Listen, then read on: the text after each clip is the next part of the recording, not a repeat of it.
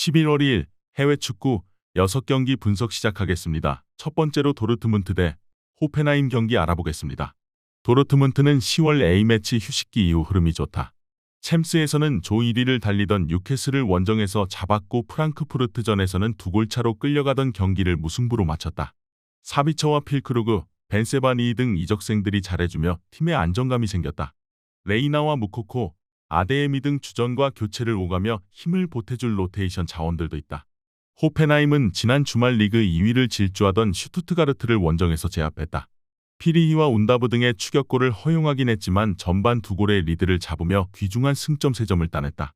그로 인해 3위의 승점차 6위로 올라섰고 다음 시즌 유럽 대항전 진출이 가능한 순위권으로 올라왔다. 크라마리치가 부상으로 다시 빠진 경기였지만 바이어와 베보우 등이 공백을 메웠고 장신 스트라이커 베우스트의 마무리도 좋았다. 도르트문트의 승리를 본다. 주말에 리그 최고의 라이벌인 미넨을 상대하는 대여 클라시커가 준비되어 있지만 그건 리그 선두인 레버쿠젠을 만나는 호펜하임도 마찬가지다. 어느 정도 로테이션을 가동해도 더블 스쿼드를 구축한 도르트문트가 안정적인 운영을 할 수 있고 다음 라운드로 갈 것이다. 이번 경기 도르트문트 승을 추천합니다. 핸디 언어버 및 최종 조합은 고정 댓글 링크를 통해 가족방에서 확인해주세요. 두 번째로 웨스트햄 대 아스날 경기 알아보겠습니다. 웨스트햄은 10월 휴식기 이후 나선 3경기를 모두 패했다. 리그에서는 지난 주말 에버튼전을 비롯해 연패했고 유로파리그 경기에서도 올림피아코스에 패했다.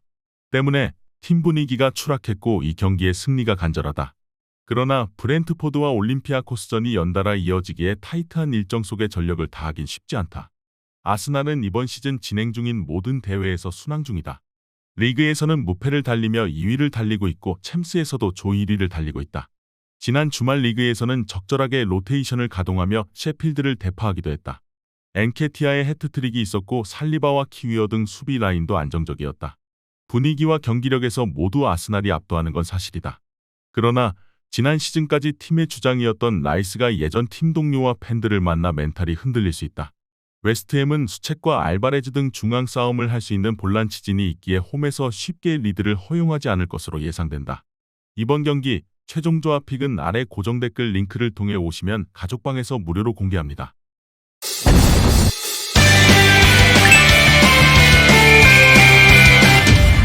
세 번째로 본머스 대 리버풀 경기 알아보겠습니다. 본머스는 지난 라운드에서 벌리 상대로 시즌 첫 승을 따냈다. 개막 이후 9경기에서 무승과 승점 3점에 그치며 19위였었는데 순위를 2계단 올렸다. 모처럼 선발 출전한 세메뉴의 골이 있었고 팀의 중원을 책임지는 빌링이 결승골을 넣었다. 그러나 여전히 리그 최하위권에 처져 있기에 강팀 상대로 리그컵의 전력을 다하진 않을 것이다. 리버풀은 휴식기 이후 나선 3경기에서 11골 1실점의 완벽한 공수 밸런스를 보여주며 전승에 성공했다. 그로 인해 리그와 유로파 등 출전 대회에서 안정적으로 최상위권 순위를 유지 중이다. 지난 주말 경기에서는 조타와 누네스, 살라 등 주축 공격수들이 모두 골을 기록했는데 메갈리스터와 소보슬라이 등 신입생들의 활약도 빼어나다. 리버풀의 승리를 본다.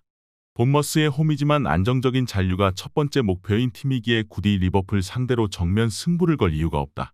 주축 선수들이 리그를 위해 휴식할 가능성도 봐야 한다.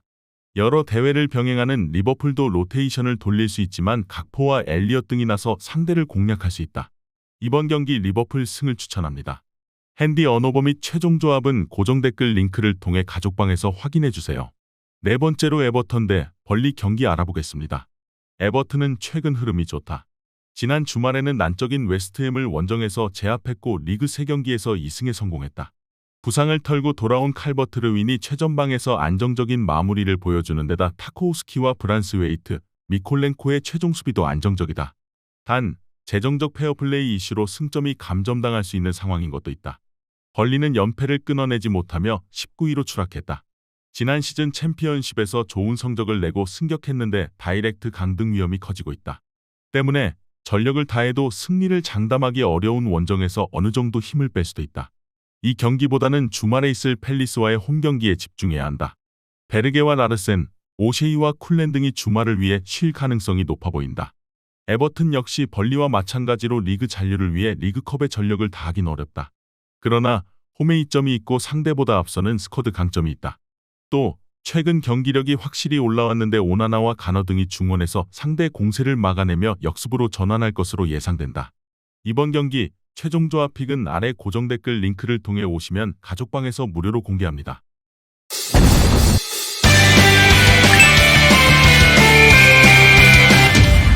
다섯 번째로 우디네세 대 칼리아리 경기 알아보겠습니다. 우디네세는 이번 시즌 리그 10경기에서 단 1승도 챙기지 못하고 강등권에 추락해 있다. 데울로페우의 장기 이탈과 주전 스트라이커인 베투의 잉글랜드 이적 속의 좀처럼 반등하지 못하고 있다. 그래도 최근 4경기 연속 무승부를 기록하는 등 패하지 않으며 나아질 조짐을 보이고 있다. 카바셀레와 비올, 페레스 등의 수비진이 안정적이고 왈라스의 수비 보호도 있다. 칼리아리는 지난 주말 리그 경기에서 프로시논의 상대로 시즌 첫 승리를 따냈다. 승격 이후 리그에서 승리를 따내지 못하며 최하위권에 처져 있었기에 의미 있는 결과였다. 패색이 짙었던 후반 인저리 타임에 교체로 들어간 파볼레티가 멀티골을 터뜨리며 승리를 이끌었다. 때문에 리그 상승세를 위해 이번 코파 이탈리아는 버릴 가능성도 있다.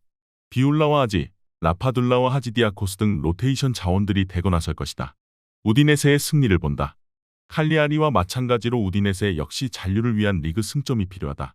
그러나 리그 승리가 있는 원정팀과 달리 리그 무승으로 주춤하고 있기에 홈승이 간절하다. 비교적 동기부여가 강한 우디네세가 풀핏으로 경기에 임할 것이고 승리를 가져갈 것이다. 이번 경기 우디네세 승을 추천합니다.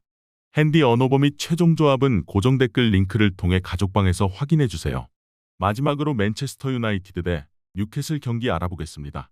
맨유는 팰리스를 3라운드에서 만나 승리하고 올라왔다. 맨시티와 토트넘 등이 조기 탈락한 이번 대회기에 내심 우승도 노리는데 16강에서 난적을 만나게 됐다. 게다가 지난 주말 리그 경기에서는 맨시티를 더비에서 만나 3골을 내주고 완패하며 떨어진 분위기에서 뉴캐슬을 상대해야 한다. 마르티네즈와 완비사카 등 부상자들이 많은 상황이다. 뉴캐슬은 이번 시즌 맨시티의 첫 패를 안겨준 팀으로서 16강에서는 맨유를 만나게 됐다. 사우디 자본이 팀을 인수한 후 전력 보강에 성공했고 성적을 내며 챔스에 진출했고 리그 우승을 두고 경쟁할 팀이 됐다. 최근 2경기에서 도르트문트와 울버햄튼 상대로 승리하진 못했지만 경기력은 꾸준하다. 토날리의 공백을 메우는 조엘링턴을 비롯해 중원도 탄탄하다. 뉴캐슬은 지난 시즌부터 맨유보다 나은 경기력과 전력의 팀이 됐다. 그러나 확실한 홈 경기력과 달리 원정 경기력 기복은 분명 있다. 또 스트라이커 이삭을 비롯해 반주와 보트만 등 주축 선수들의 부상 이탈도 있는 최근이다.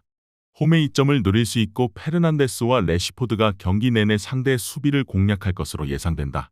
이번 경기 최종 조합 픽은 아래 고정 댓글 링크를 통해 오시면 가족방에서 무료로 공개합니다.